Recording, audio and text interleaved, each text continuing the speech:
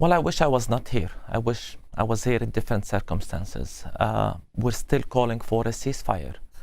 And it feels like we're still calling for the world to humanize the people of Gaza, to humanize Palestinians. So I'm here to talk to faith leaders, and particularly church leaders, my own community, to speak louder.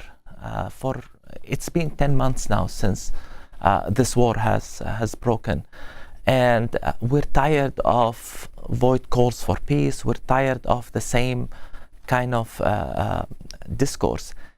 And it's time that the voices of faith leaders, it must be heard, given that we are in the country that's funding this genocide, given that we are in the country that continues to give political cover to this war in Gaza.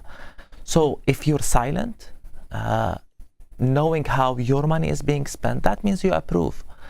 And so enough is enough. And I hope that more and more faith leaders, pastors, theologians, clergy, speak up more so that this tragedy in Gaza stops. We can't be silenced when the Bible is weaponized right now to continue a genocide in the same way, because when we look at Zionism and Christian Zionism, in reality they have contributed to the Nakba in 1948, to the ethnic cleansing of Palestine, of Palestinians, many hundreds of thousands of refugees. Israel was not created on an empty land. And as a pastor, I question, where is the concept of peace and love and justice and compassion in all of this? It's shocking to us that many Christians don't see even the humanity of Palestinians because of this theology. In December, in the sermon I gave in Bethlehem, I said Gaza has become the moral compass of the world. Gaza has divided the world, not on the basis of religion or ethnicity or nationality, but really on moral, ethical grounds. And it has divided even many Christians. And I think that's a good thing, because we need to know where you stand. And we're certainly beginning to see many movements among faith leaders, among Christians. For the last months, many Christians are speaking up, conducting not just vigils, pilgrimages, walking in the street, demonstrating. As you said, some have been arrested. Even in the university encampments, I've seen many of my pastor friends are there supporting the students, which has actually been one of my messages, that we need to defend, support and encourage those students and be with them. To me, that's where the street belongs, in the streets, where the church belongs. I mean, it belongs in the streets. So we're beginning to see a divide. But to be honest, by and large, the majority of faith leaders, Christian leaders in particular, are still silent or not strong enough in their calls for peace. Or, the United States is still funding this war. You can't just call for peace. You need to call out your political leaders.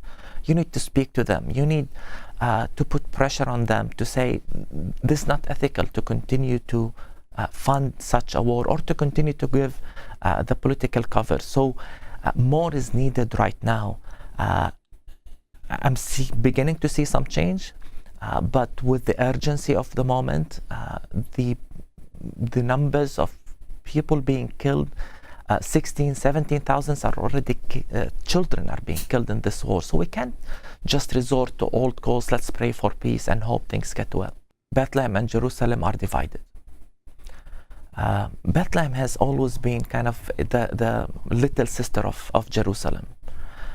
I still remember vividly when I was a child, my mother used to take us to Jerusalem for shopping. It used to take us 15 minutes on a bus ride to get from Bethlehem to Jerusalem.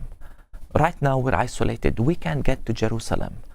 Bethlehem is a little town besieged by a wall and Israeli settlements, colonies, suffocated in a very small area, and all the land, including the green area around us, is being confiscated by Israel, and it's out of reach to us, meaning we can't grow as a community.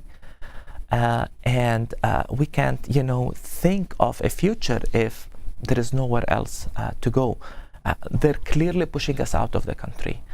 And with the isolation from Bethlehem, and since October 7th, the restriction of movement even to other Palestinian towns. It truly feels like a city isolated. There's so much unemployment.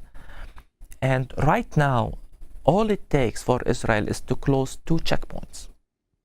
And Bethlehem becomes another Gaza, another isolated block. This is true for other Palestinian blocks, towns, and villages. We have 10 seconds. So it is a really sad reality, and we're really anxious that this war in Gaza could expand to the West Bank.